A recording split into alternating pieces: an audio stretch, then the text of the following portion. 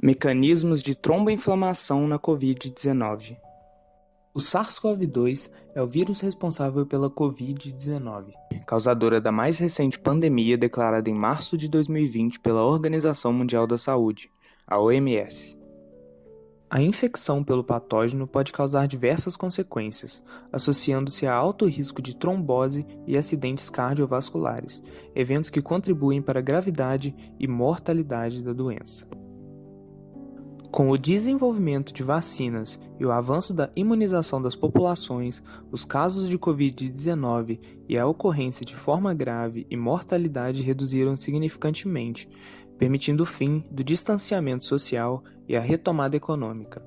A amplitude da vacinação para a resolução da pandemia também permitiu a percepção de um evento muito raro causado por vacinas, que em coortes muito reduzidas poderia ter passado despercebido. Trata-se da trombocitopenia trombótica induzida por vacina, ou VIT. Essa é uma resposta adversa muito rara, causada por algumas vacinas baseadas em vetores de adenovírus, como as vacinas da AstraZeneca e da Johnson & Johnson. Graças à identificação do problema, muitos países limitaram ou descontinuaram o uso dessas vacinas por conta do risco, preferindo vacinas baseadas em RNA mensageiro. Com a redução da mortalidade em função da infecção pelo SARS-CoV-2, outra consequência da Covid-19 se tornou evidente: a Covid longa. A Covid longa, ou síndrome da Covid pós-aguda, é uma potencial consequência da infecção, consistindo da persistência de sintomas respiratórios, cardiovasculares e neurocognitivos por semanas, meses e até anos após a resolução da infecção aguda, acometendo até 60% dos infectados.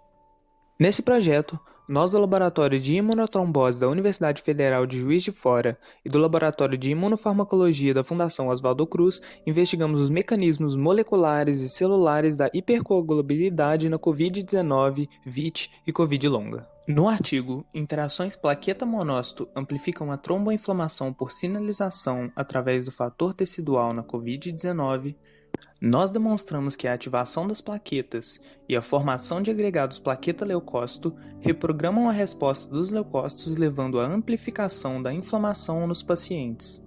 Nós observamos que a interação entre plaquetas e monócitos na COVID grave induz a expressão do fator tecidual, o principal iniciador da via extrínseca da cascata de coagulação. O fator tecidual, por sua vez, amplifica a inflamação ao induzir a produção das citocinas pró-inflamatórias TNF-alfa e L1-beta nos monócitos. Em relação à VIT, no artigo A formação de agregados plaqueta-neutrófilo induz a ativação do inflamossomo NLRP3 na trombocitopenia trombótica induzida por vacina, nós observamos a ocorrência de interações principalmente entre as plaquetas e os neutrófilos. Nessas interações, as plaquetas são capazes de induzir, através da sinalização célula a célula, a atividade de inflamossomos nos neutrófilos.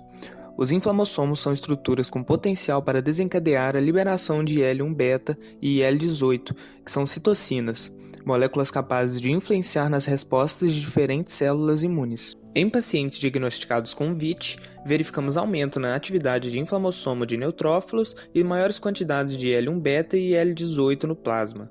Essas moléculas possuem papéis pró-inflamatórios, amplificando a inflamação. Em relação à COVID longa, estudos em andamento do nosso grupo demonstram que pacientes com essa síndrome possuem alterações persistentes em células imunes por meses após a resolução da infecção. Nesse estudo prospectivo, acompanhamos pacientes diagnosticados com COVID longa durante um período de aproximadamente 24 meses, fazendo análise de plaquetas, monócitos e neutrófilos em períodos específicos, denominados como tempo 1, em aproximadamente 8 meses, tempo 2, aproximadamente 12 meses, e tempo 3, aproximadamente 15 meses após a infecção aguda pelo SARS-CoV-2, comparando os pacientes de COVID longa com um grupo de recuperados e um grupo de pré-pandêmicos. O sangue desses pacientes foi coletado nesses tempos, processado através do isolamento de células e marcação utilizando anticorpos e analisados por citometria de fluxo. Dessa forma, podemos avaliar a expressão de proteínas associadas à inflamação e as respostas de ativação desses tipos celulares. Em plaquetas, alvejamos a proteína CD41 para identificação e as proteínas CD62P, CD63, fator tecidual e PAC1 para avaliação da ativação plaquetária. Em relação às células mieloides, o CD14 e o CD16 foram utilizados para distinguir as subpopulações de monócitos e os neutrófilos foram identificados utilizando o CD66B. Para verificar a ativação, avaliamos a expressão de CD11B e fator tecidual para ativação celular e utilizamos o CD41 para identificar a agregação com plaquetas e associação com a ativação. Nós observamos que pacientes com COVID longa possuem alterações plaquetárias, com aumento da ativação verificada pela expressão de CD62P e CD63, indicadoras de secreção de grânulos alfa e denso respectivamente, além da expressão do fator tecidual, responsável pela iniciação da via extrínseca de coagulação. Ainda, as plaquetas se mostraram hiperresponsivas à trombina, um agonista conhecido desse tipo celular.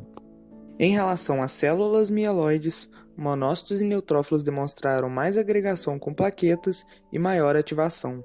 Os monócitos demonstraram maior expressão de fator tecidual e de CD11B, enquanto os neutrófilos tiveram alteração apenas no fator tecidual. Monócitos também apresentaram outras alterações, como aumento na quantidade de monócitos intermediários e não clássicos.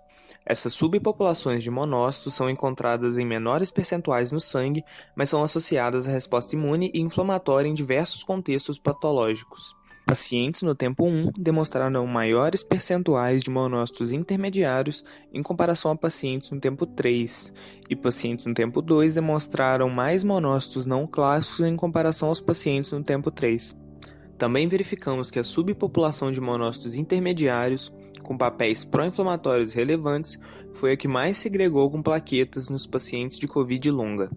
No tempo 1, monócitos intermediários demonstraram uma tendência a se agregarem mais com plaquetas em comparação aos controles pré-pandêmicos, e se agregaram mais em comparação aos pacientes no tempo 2 e 3. Além disso, nós verificamos que os monócitos e neutrófilos agregados com plaqueta expressam maior quantidade de fator tecidual em comparação aos que não estão agregados. Os monócitos também expressaram maior quantidade de CD11B quando agregados com plaquetas. Por fim, também demonstramos algumas correlações positivas entre a ativação de plaquetas e a ativação de monócitos e neutrófilos através da expressão das proteínas de ativação.